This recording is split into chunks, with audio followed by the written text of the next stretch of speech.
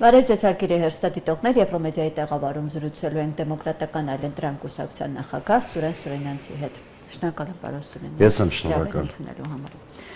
Պարոն Սուրենյան, մեր զրույցի երևի թե սկսենք, արդեն կիրակի օրը այսօր քարոզարշավ ավարտվեց, վաղը լրության օրն է, մյուս օր արդեն այդպես երկար սպասված վաղաշաբաթի ընտրություններն են, 8 քաղաքական ուժ է մասնակցում Եվ սպասելիքները, պարոն Սուրենցից, քանի որ այս ընտրությունները յուրահատուկ են նրանով, որ իշխանությունները օրինակ պրոյեկտում են, ասում են, այ եթե քաղաքացիները կան վաղաշաբաթի ընտրություններին ու մեծ ձայն տան մեր թեկնածուն ընտրվի, դա կնշանակի նաև, որ նրանք կիսում են մեր տեսակետը եկեղեցու հետ կապված այս գործողություններում եկեղեցու դեմ արշավում։ Այսինքն դա նաև նրանց եւս մեկ կապիտալ է տալու շարունակելու համար եկեղեցու դեմ այս գործողությունը։ Բացարձակապես հարստական թեզ է դա։ Իհարկե մայրաթորը էշմիածնում է գտնվում, այդ առումով շատ կարևոր է, որպեսզի ԿՊ-ն էշմիածնում պարտվի վաղաշաբաթ համայնքում։ Բայց մայրաթորը կամ եկեղեցին միայն այդ քաղաքին չի պատկանում, ամայկական կառույց է եւ չի կարելի մունիցիպալ ընտրություններով որոշել հասարակության որ մասն է պաշտպանում Նիկոլ Փաշինյանի հակաեկեղեցական քաղաքականությունը, որ մասը ոչ։ Մանավանդ որ էշմիածնի կամ վաղաշաբաթի համայնքային ընտրությունները դրա մասին չեն։ Ինչքան ժամանակս ներել է ես հետևել եմ քարոզարշավին Եկեղեցու թեման ոչ ընդդիմադիր, ոչ իշխանության տեխնացուների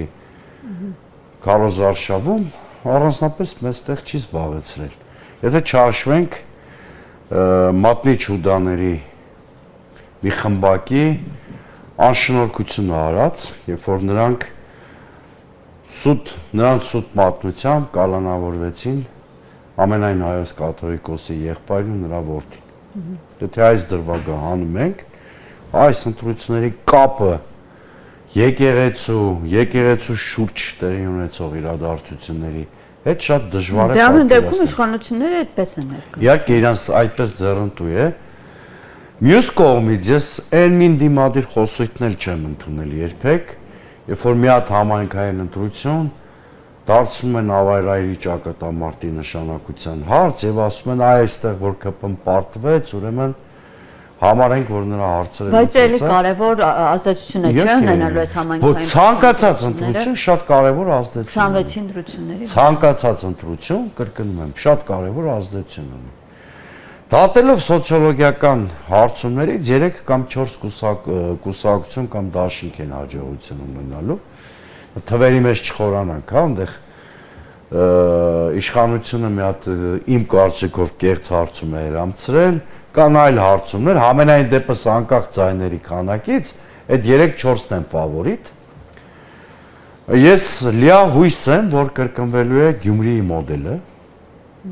այսինքն ԿՊ-ն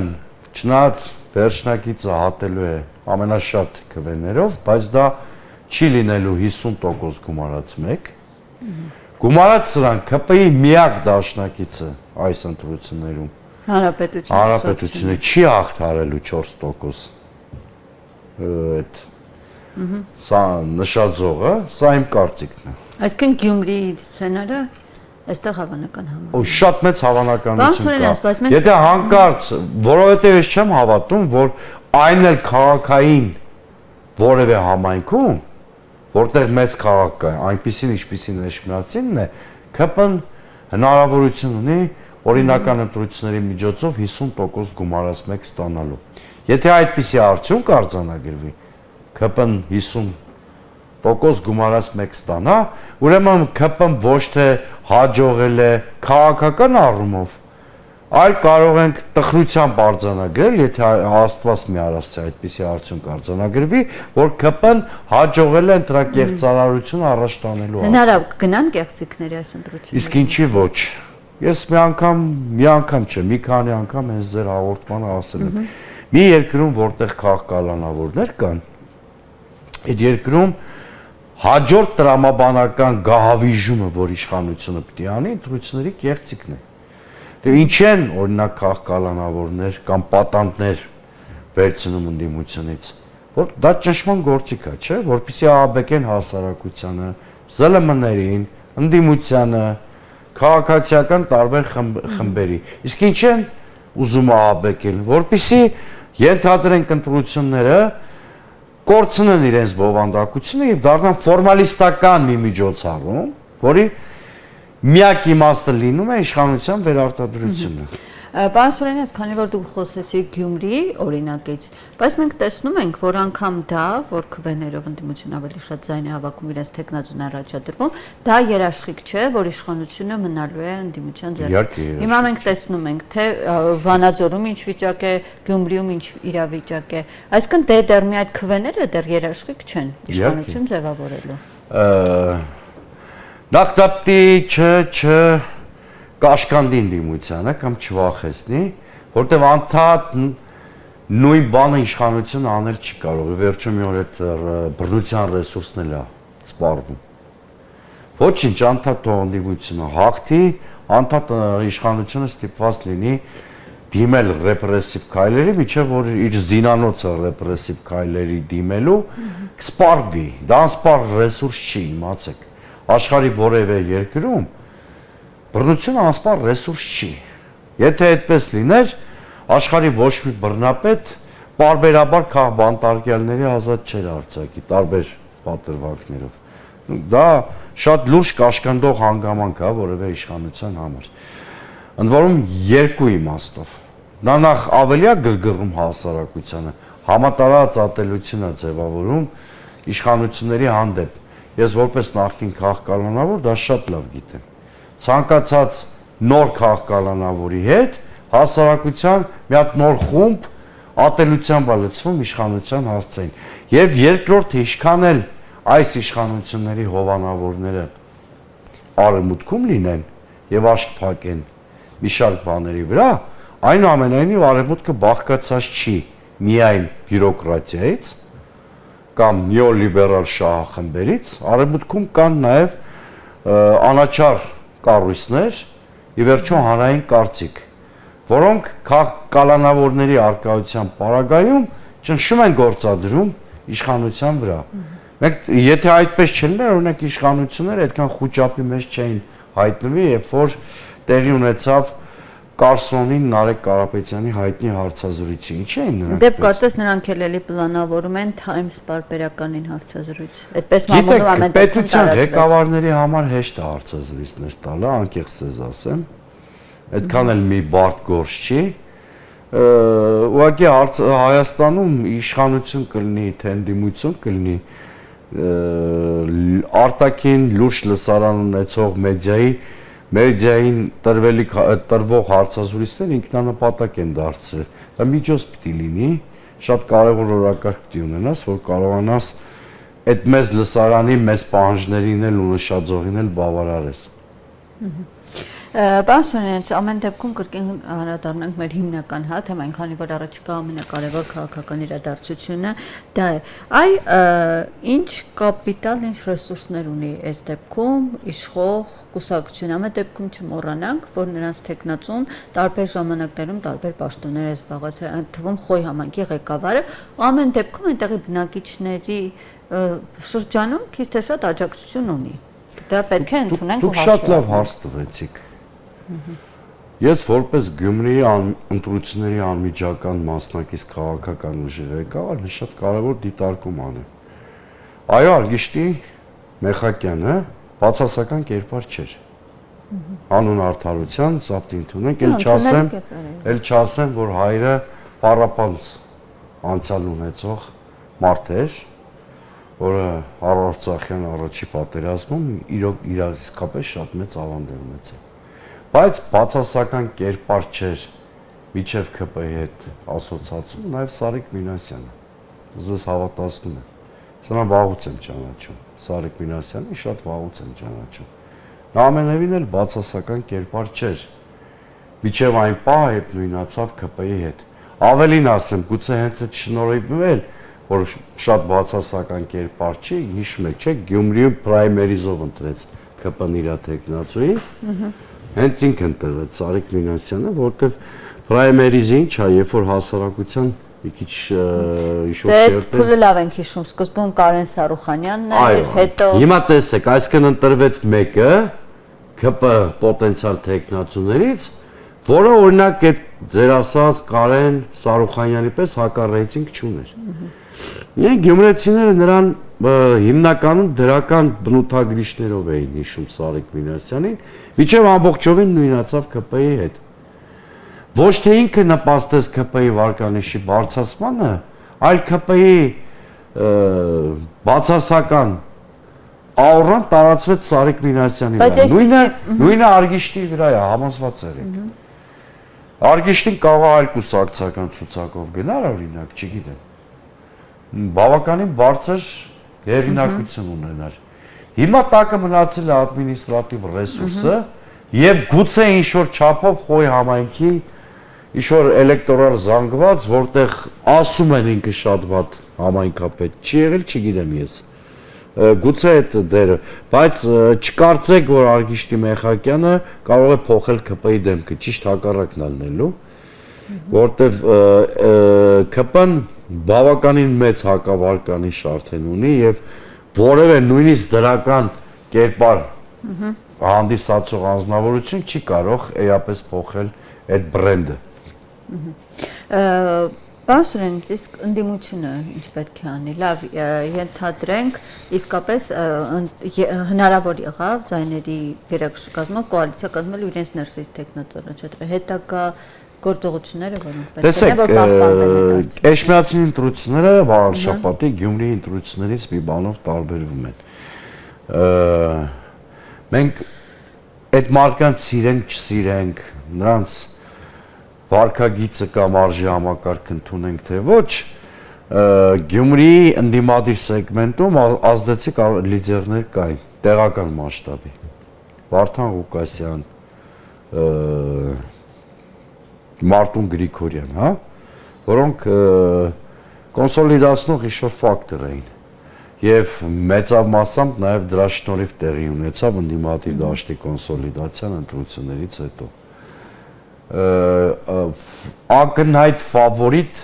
ընդդիմության շրջանում Վաղարշապատում չկա։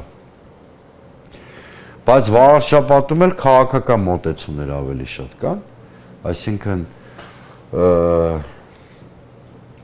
ավելի հաստատուն է, որ մնացած քաղաքական ուժերը բացի երկուսից ԿՊ-ի դեմ միավորվելու են։ Առաջի քայլը պետք է ընդդիմադիր բոլոր ուժերը համախմբվեն այն տեխնացուի շուրջ ընդդիմադիր, որը առավելագույն ձայներ կստանա ընդդիմության մեջ։ Մոտավոր այդպիսի կանխատեսում ունեք ընդդիմությունից։ Ունեմ, բայց ես չեմ բարձրաձայնի այդ մասին, որ նախ որովհետև իմ ֆավորիտը չի այդ ամենաշատ ձայներ հավաքողը, եւ հետո չեմ ուզում իմ սուբյեկտիվ ընկալմամբ ազդել Վաղարշապատցիների վրա այդ առումով։ Ես այնտեղ շահեր չունեմ քաղաքական, երկու շահ ունեմ, որ ԿՊ-ն պարտվի առաջինը եւ երկրորդը դիմադիր կոնսոլիդացիա տեղի ունենա։ Ես ինքս տեխնացուներից մեկին եմ ճանաչում եւ կոչ կանեմ, որ այդ մեկին ձայնը տան, Խաչիկ Մանուկյանի մասին է գրող։ Իրեն շատ լավ ճանաչում եմ, մտավորականի շատ լավ կերպար է, հայրենասեր ընտանիքի հայր եւ այլն եւ այլն։ Ինչպիսին կլինեն ընտրությունները, ես չեմ կարող ասել, բայց կարծում եմ դուք որպես լրագրող ինձանից լավ գիտեք, որ թե որ ընդդիմադիր ուժն է այնուամենայնիվ մի քիչ փոքված վարկանիշով մյուսներից։ Դե լավ, եթե ասել ենք ավելի պարզ ասենք, ինձ թվում է երկրորդ տեղին կամ ընդդիմության առաջնորդի դերին հաղթանակ դաշինքն է ավելի շատ հավակնում, նրանց էլ եմ հաջողություն մաղթում,